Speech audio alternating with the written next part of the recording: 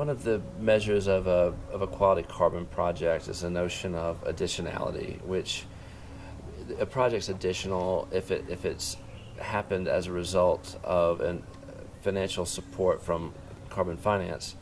There's other types of additionality tests. One is government, is it additional in terms of policy? Would the project activity be happening as a result of government policy? It seems that after we talked to 17 farmers over the past few days, it's very clear that they would not be planting trees if not for the income from the payments for ecosystem services. And so the project is very additional in that sense. And it seems that it's ironic because not only is a project very additional and it's not required to happen by virtue of government policy, but there's a bill in the Ugandan Parliament about called the Land Tenure Act, which will enable the government to take land.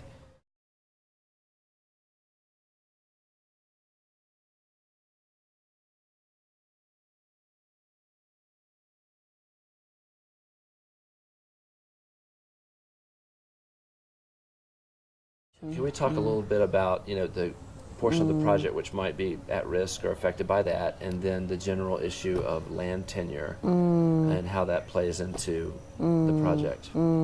Land tenure is vital for enabling long-term investments on land, because one has to have vested interests. One has to be able to demonstrate vested interests in land over a long period of time to be able to sustain a tree planting project.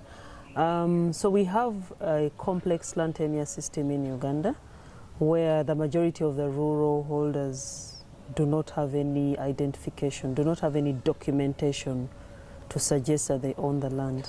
Does the existence of the project result in people obtaining formal title to their lands? So not formal title per se. We have two arrangements that we do.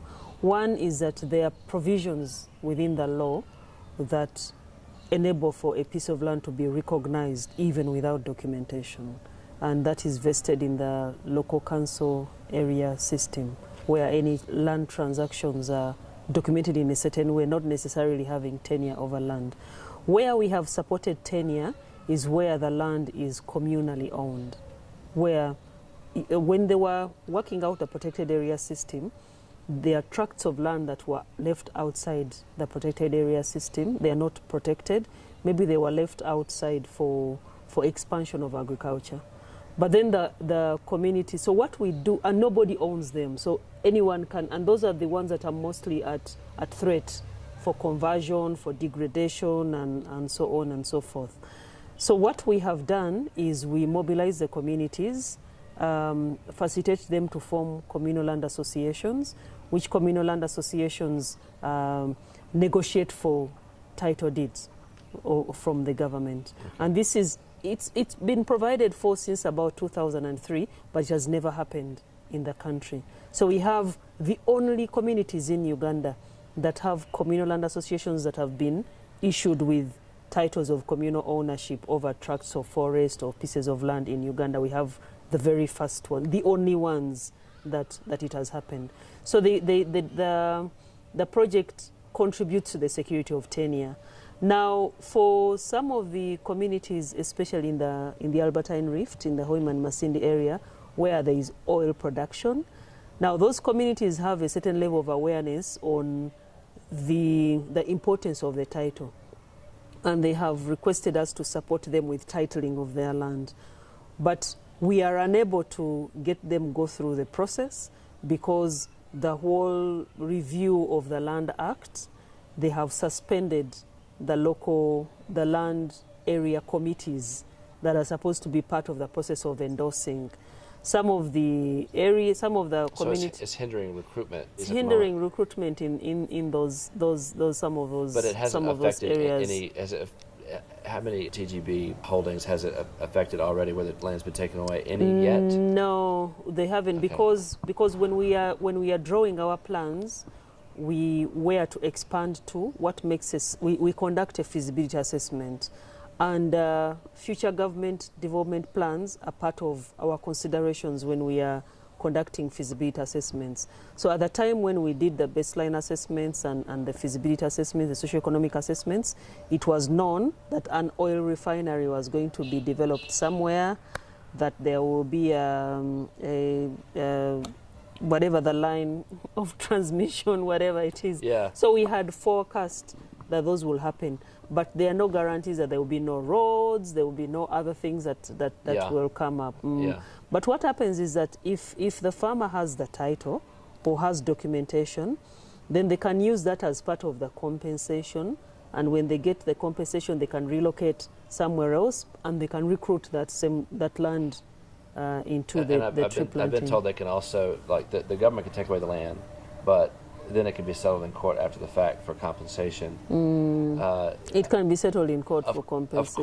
Of course, if through no fault of the farmer, if they planted and maintained their trees perfectly, their land got taken away, and part of what they wanted to sue for was their remaining carbon payments under the program, and that was denied, would Ecotrust pay them out anyway? We would not pay them out, but we would support their demands. We would support their case with the government. Because Ecotrust is a lot bigger than any one smallholder farmer. Ecotrust could go up against government. What we do is that all land that is lost and the farmer is interested in replacing that land, even the ones which is flood or whatever it is, we have a resilience fund, we have a risk fund, from which we can draw money and support that farmer to replace any lost carbon. The Carbon Community Fund serves two functions. It serves the function of sharing the benefits with the wider community in which the farmer lives, but it's also a self-managed risk fund. Even the sharing of benefits is a risk management strategy, because one of the risks of introducing a project such as a land use project such as this one is that there are some people that are landless, or there are some people that have too small land, they can't benefit. By engaging with those that have land, you're kind of widening the gap between those who have and who don't have. So the Carbon Community Fund is also designed to reduce the gap by sharing the benefits with the other folks.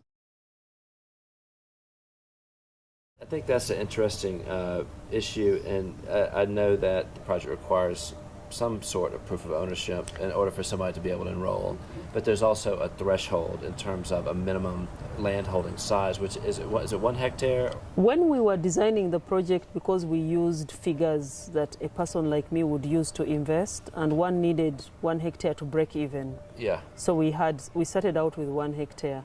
But having said that, the farmers do not, the farmer variables, the rural farmer variables are not the same as mine. Right. Sometimes they don't buy seedlings, the labor is household labor, so they can break even with much lower. Even if you have a hectare or a hectare, it doesn't mean that you have to put your entire hectare into tree planting, right, because you can grow trees just on the boundary of your land. Okay. But yes, in places where the land holdings are so small, for example, Mount Elgon, people own 0.2, 0.1 of a hectare. People can participate at 0.1 hectares, even less. But you see, the way it happens, is that even for the project, for it to make sense for me to drive to where you are. Yeah, I was going to say a group of all the farmers in that area. This one has 30 trees, 20 trees, 40, 50, 100. So then we recruit them as one group.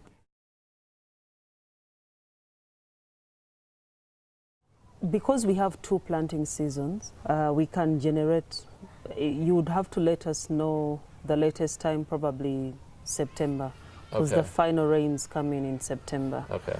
And then I must say that normally farmers, we have a long list of farmers that would like to join the program, but we keep managing the recruitments to be able to match supply with demand. Right. Because we don't want people putting their trees under tree planting, and we are not able to mobilize resources to buy the carbon offsets that come from it. Yeah. You have to invest in recruiting. So we don't need too much advance time. We just need to send down message, go ahead and plant. Yes. And then, but normally the last planting season is September to November.